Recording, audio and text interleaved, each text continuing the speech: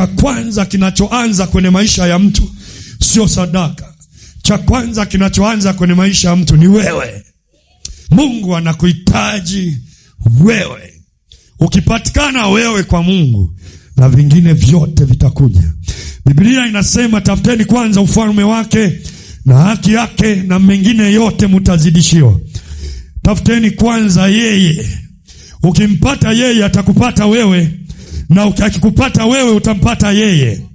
Kwa sababu anasema aliye ndani yetu ni mkuu kuliko wakuu wa dunia hii. Ngoja nikwambie kwa nini adui anaweza kukupata. Ni kwa sababu haujapatikana mahali ambapo wengine huwa wanapatikana. Yesu akikupata mchana wa leo, hata maadui hawawezi kukupata. Yesu akikupata mchana wa leo, baraka zitakupata. Yesu akikupata mchana wa leo, atakupa hata ambacho kustahili kukuwa nacho. Yesu akikupata mchana wa leo, atakufanyia magumu yakawe mepesi. Yesu akikupata mchana wa leo, atakuletea muujiza ambao haukuwa nao.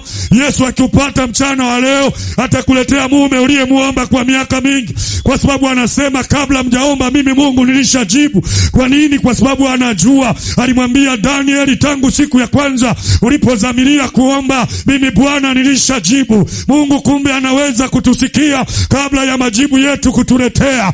Pokea neema mchana wa leo. Pokea neema siku ya leo. Bwana akakujibu sawasawa na wewe ulivyo. Tunaenda hata kama hatustahili. Tunaenda hata kama hatufai. Tunaenda hata kama dunia imekutukataa. Tunaenda kama Bartholomayo kipofu. Tunaenda hata kama dunia inasema no. Tunaenda hata kama mimi mwenyewe sijipendi. Na naenda hata kama dunia imenikinai. Ninaenda hata kama wanadamu hawanipendi. Ninaenda hata kama mimi ni yatima. Maana nikienda kwake anasema yeye ni baba wa yatima na mume wa wajane, baba wa wote wenye mwili.